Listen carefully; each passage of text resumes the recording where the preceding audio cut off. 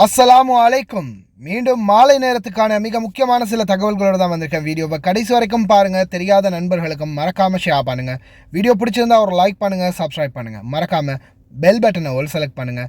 அப்போ தான் நான் போடுற ஒவ்வொரு தகவலும் உங்களுக்கு நோட்டிஃபிகேஷன் மூலம் கிடைக்கும்.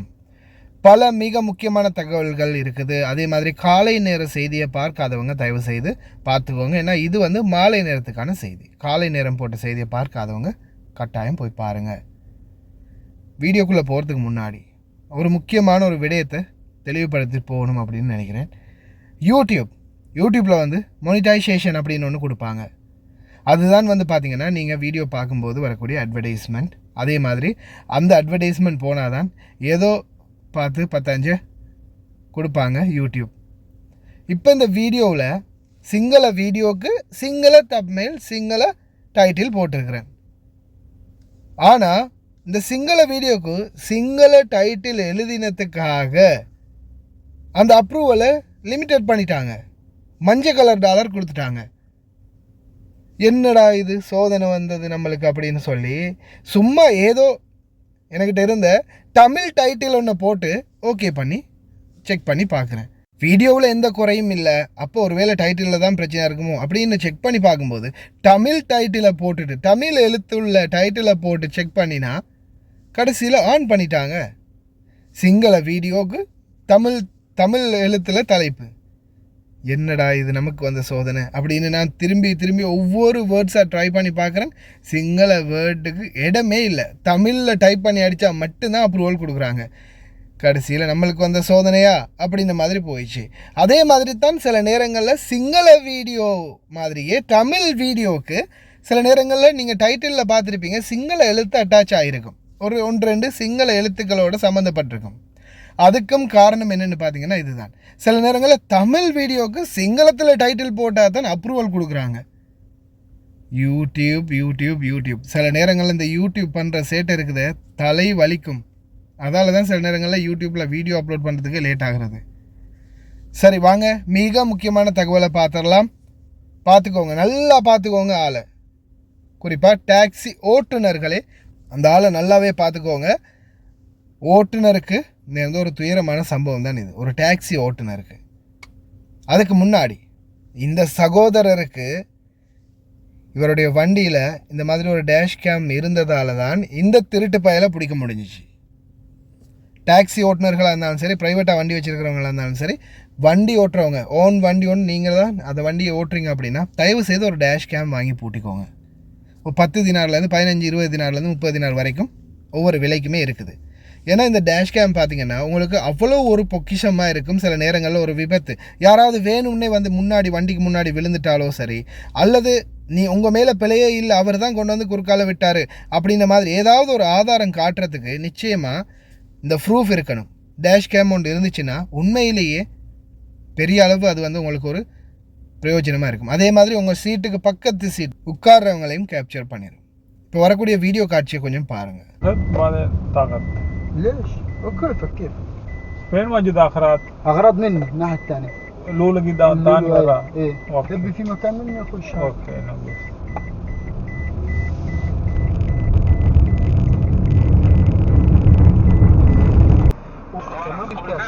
جيب دينارين كاش عشان حاسب تحت في باقي دينارين واسحبهم ليك الحين. ايه؟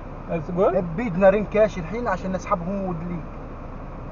دينارين كاش وقف مني عشان اغراض طلع. لا انا اساس مسوي بنزين. ايه؟ انا اساس ما حبيبي اوكي انا الحين دلوقتي انا يطلع عشان الكاشير واقف انا ابي دينارين كاش وانا الحين اسحبه ونسوي. عايز بنزين معبي لك بنزين ما في مشكله. ما في مشكله. انت شو تسوي؟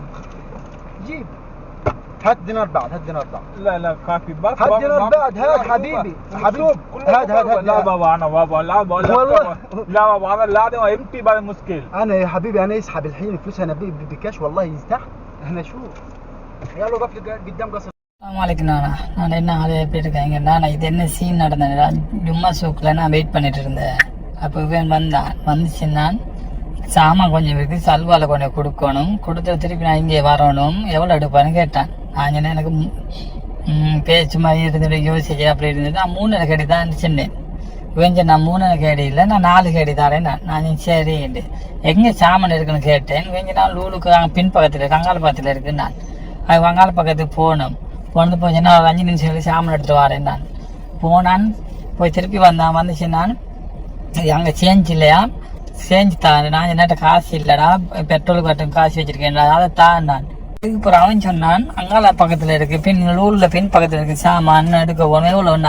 நான் எனக்கு 3 கடி தான். நான் சொன்ன 3 கடியில் அங்கே போய் மாறினா 2 4 கடி தான். நான் சரி 4 கடி தான். அங்கால பக்கத்தில் போய் அப்போ அஞ்சு நான் நீ வெயிட் பண்ணுன்னு போனேன். அவளுக்கு போய் திருப்பி வந்துச்சு. நான் லிங்கான இதுக்கு மாற்ற இல்லையாம், காசு தான். நான் என்னட்டுக்கு காசு இல்லை, நான் எல்லாத்தையும் மொத்தமாக தாரேன்னு சொல்லி காசு கேட்டேன். நான் என்னட்டுக்கு சல்லி இல்லை, எனக்கு சொல்லி பெட்ரோல் அடிச்சு வாட்டினா இருக்குன்னு சொன்னேன். நான் அப்போ பெட்ரோல் அடிச்சு சல்லி எடுத்துகிட்டு போனேன். 3 கடியை எடுத்துகிட்டு போனேன்.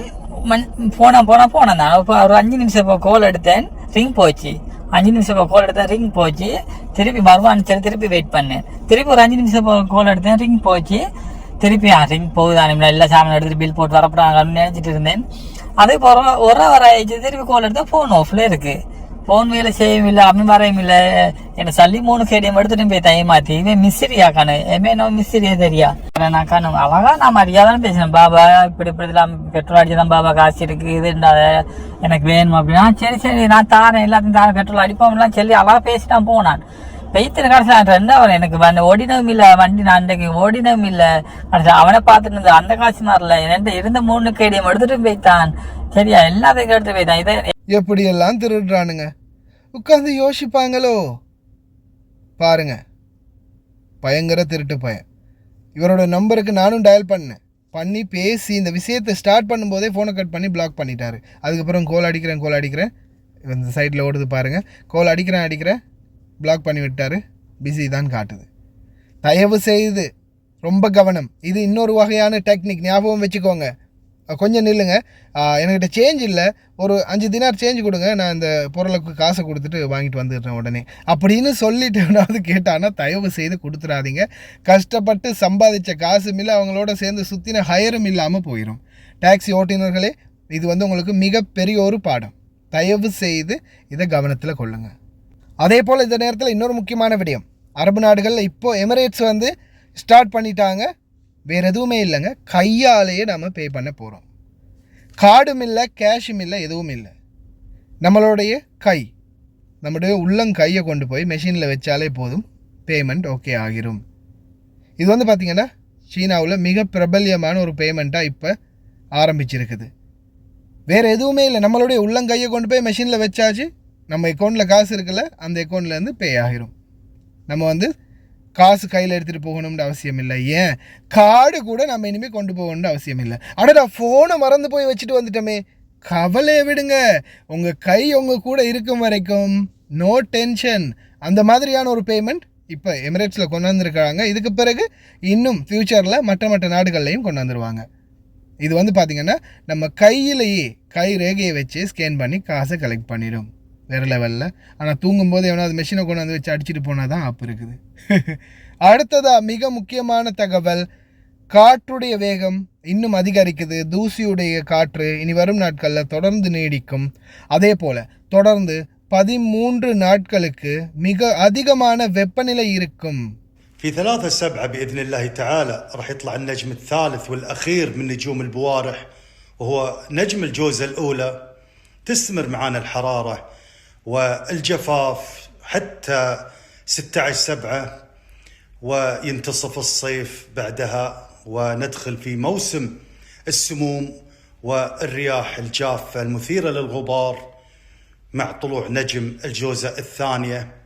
تستمر معانا الحرارة المباشرة بالنهار وحتى بالليل، فيها حرارة مع تسخين الأرض، فتفرغ هذه الحرارة بعد غروب الشمس، وتستمر معانا الحرارة أيضا المرتفعة حتى نهاية شهر 7 وطلوع نجم المرزم في 29/7.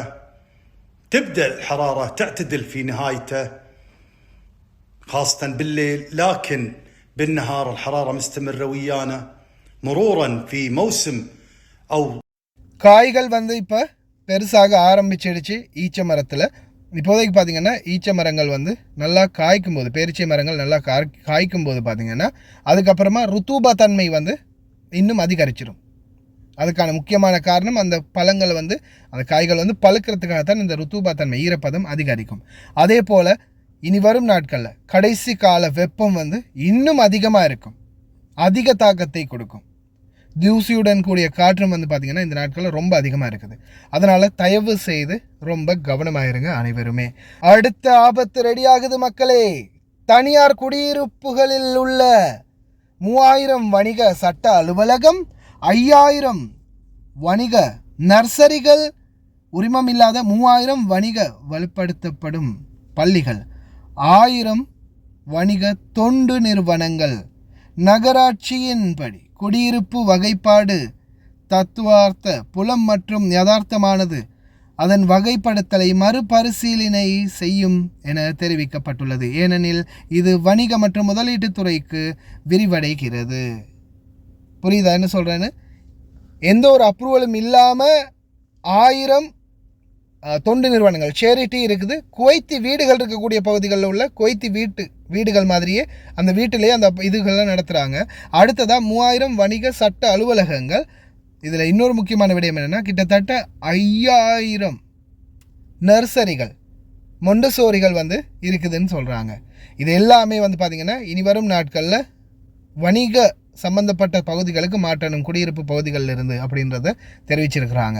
எந்தெந்த நர்சரிகளுக்கு செக்இன் வரப்போகுதுன்னு தெரியல. இப்போ நிறைய பேர் வந்து பார்த்திங்கன்னா இந்த காதிம் விசாவில் நர்சரிகளில் வேலை பார்க்குறவங்க இருக்கிறீங்க தானே, உங்களுக்கும் இனி வரும் நாட்களில் பிரச்சனையும் வரலாம். தயவு செய்து ரொம்ப கவனம். அடுத்ததாக அப்பார்ட்மெண்ட்களில், குவைத்தி வீடுகளில் இருக்கக்கூடிய பணிப்பெண்கள் ரொம்ப கவனம். மிக முக்கியமான தகவல், அசென்சர், எலிவேட்டர், லிஃப்ட் தயவு செய்து உள்ளே போய் மாட்டிக்காதீங்க. மின்சாரம் தடைப்படக்கூடிய நாட்களில் பாருங்கள் பெண்ணுக்கு நேர்ந்த துயரம். دلوقتي بقى لنا اكتر من ربع ساعه في قلب الاسانسير. بصوا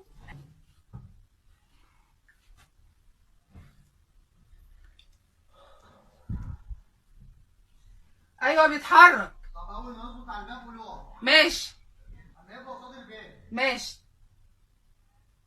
ما تخافوش يا ولاد، ما تخافوش. ايوه بينزل. لسه ايوه اهو. ده لسه في نصه.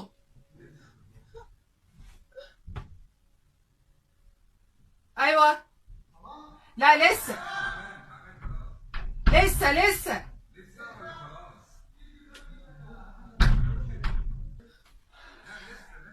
ازاي بنزله؟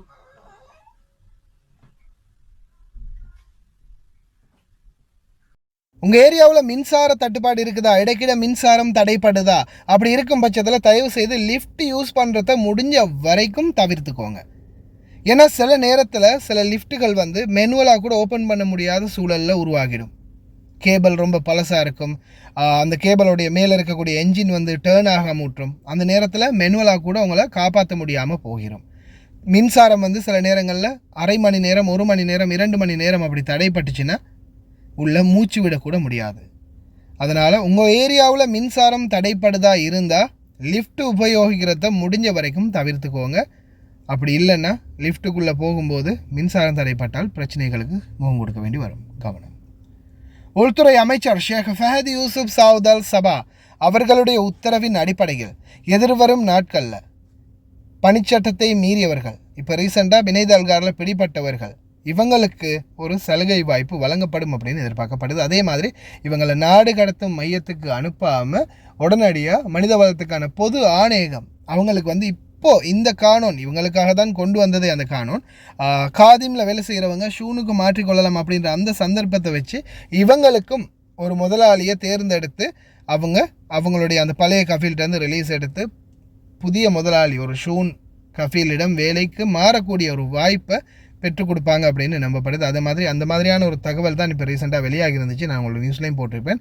ஆனால் இதில் இன்னொரு முக்கியமான விடயம் என்னென்னா, இப்போதைக்கு இப்போ ரீசெண்டாக உங்களுக்கு கானூன் அறிவிச்சிருக்கிறாங்க காதிம்லேருந்து ஷூனுக்கு வேலை செய்யலாம் அப்படின்னு.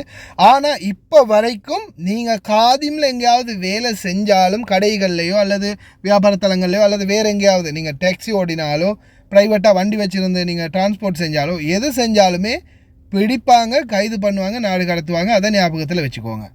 ஏன்னா இப்போதைக்கு அந்த கானூன் கொண்டு வந்திருக்காங்களே தவிர எத்தனாம் தேதியிலேருந்து எத்தனாம் தேதி வரைக்கும் எவ்வளவு கட்டணம், என்னென்ன ப்ரொசீஜர் அப்படின்ற எதுவுமே இன்னும் தெரிவிக்கலை. காதிமிலேருந்து ஷூனுக்கு மாற்றிக்கொள்ளலாம், அதுக்குரிய ஆலோசனைகளை நாங்கள் கொண்டு வந்திருக்கிறோம், 2 மாதங்கள் உங்களுக்கு கால அவகாசம் கொடுப்போம் அப்படின்றத மட்டும்தான் உள்துறை அமைச்சகம் இப்போதைக்கு வெளியிட்டிருக்கிறாங்க. அதனால் நீங்கள் சரி இப்போ கானூன் வந்துடுச்சு தானே, பயம் இல்லாமல் வேலை செய்யலாம் அப்படின்னு நினச்சி மட்டும் வேலை செய்யாதீங்க. தயவு செய்து ரொம்ப கவனம். அதே மாதிரி இப்போதைக்கு அக்காமா இல்லாதவங்க வெளியில் போகிறத முடிஞ்ச வரைக்கும் தவிர்த்துக்கோங்க. கண்ட இடங்களில் நடமாடாதீங்க. ஏன்னா இப்போ அதிகரிச்சிட்டு வராங்க செக்கினை. இனி வரும் நாட்களில் சாதாரணமாக 30ஆம் தேதிக்கு பிறகு நீங்கள் எங்கே வெளியே நடமாடினாலும் அக்காமா இல்லாதவங்களாக இருந்தீங்கன்னா நிச்சயமாக கைது பண்ணிடுவாங்க. அதனால் வெளியில் நடமாடுறத முடிஞ்ச வரைக்கும் தவிர்த்துக்கோங்க. குவைத்துடைய முனிசிபாலிட்டி உமல் ஹைமான் பகுதிகளில் தற்போது தங்களுடைய சோதனைகளை ஆரம்பிச்சிருக்கிறாங்க.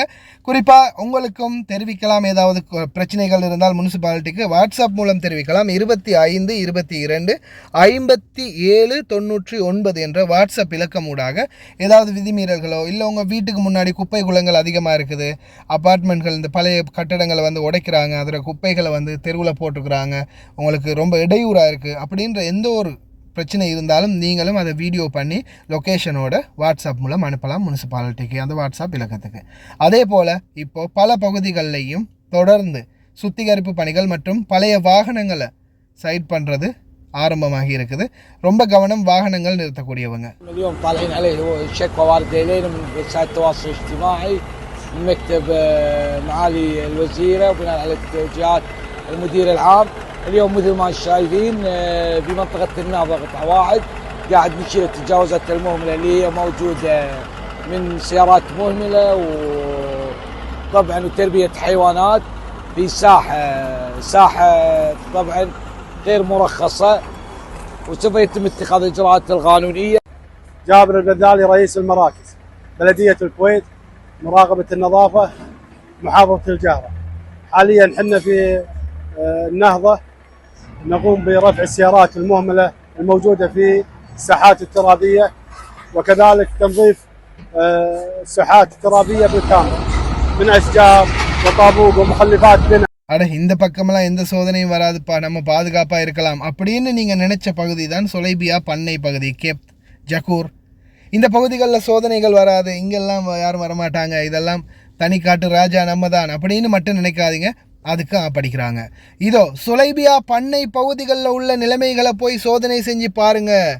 தைமாவை பார்க்குறீங்க, ஏன் சொலைபியா பகுதிகளில் போய் செக் பண்ணுறீங்கல்ல அப்படின்னு ஒரு கோரிக்கையை முன் வச்சிருக்கிறாரு குவைத்தி குடிமகன். தயவு செய்து ரொம்ப கவனம். مساكم الله بالخير. أنا رسالتي إلى جهة الاختصاص البلدية أنت رحتي على بيوت المواطنين الكويتيين، سكن خاص، المخالفين اللي حاطين مزرعة ولا حاطين مظلات، أي شيء كان مخالف شلتوا، وإحنا مع القانون نطبق القانون وآمنا بالله. لكن أتمنى تروحون تشوفون صليبية، تشوفون المخالفات اللي فيها وطبقوا مثل ما طبقتوا عندنا سكن خاص على المواطن الكويتي، طبقوا له هناك. بيت مساحته تقريبا 200 متر، ماخذ له 1000 متر تقريبا، كيربي باني، فوق كيربيات، دور ثاني كيربيات، ماخذين جراجات مسوين سكن. اتمنى انكم تروحون مثل ما طبقتوا على المواطن الكويتي طبقوا هناك.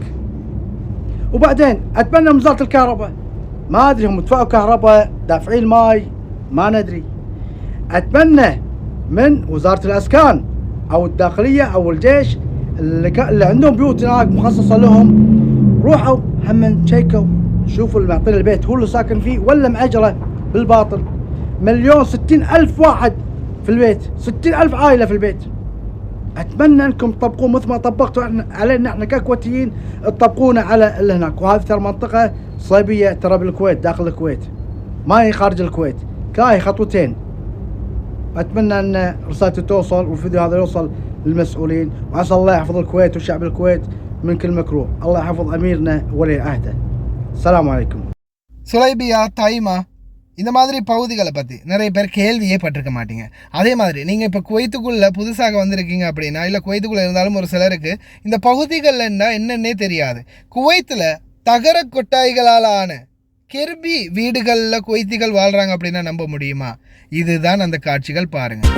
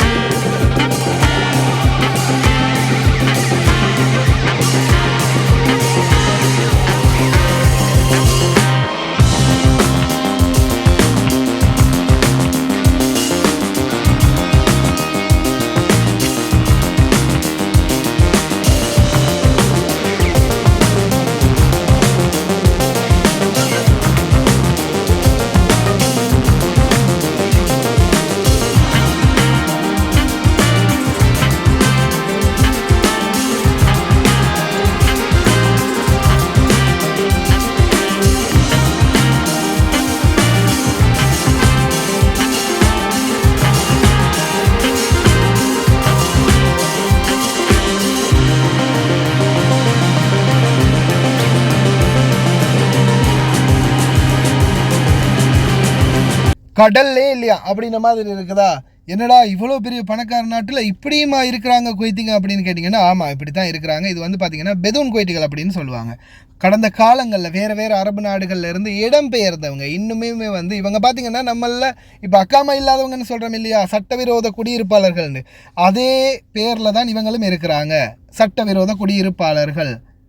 இவங்களுக்கு வந்து இன்னமுமே வந்து குடியுரிமை கொடுக்கப்படலை. ஆனால் இந்த நாட்டில் உள்ள சலுகைகள் அனைத்துமே வழங்கப்படுது, குடியுரிமை மட்டும் இன்னும் கொடுக்கப்படலை. இவங்களும் காலங்காலமாக பேரம் பேத்தி பாட்டம் பூட்டின்னு எல்லாருமே இங்கே தான் இருக்கிறாங்க. ஆனாலும் இன்னுமே வந்து குடியுரிமை கொடுக்கப்படலை. ஆனால் இந்த பெதூன் என்பவர்களுக்கு குடியுரிமை கொடுக்கப்பட்டால் அரசாங்கத்துக்குள்ளே அதே மாதிரி பார்லிமெண்ட்டுக்குள்ளே எல்லாம் போனாங்கன்னா இந்த நாட்டுக்கு மிகப்பெரிய ஒரு அச்சுறுத்தலாக மாறும் அப்படின்னு சில குவைத்திகள் வந்து தொடர்ந்து விமர்சனம் பண்ணிக்கிட்டே இருக்கிறாங்க.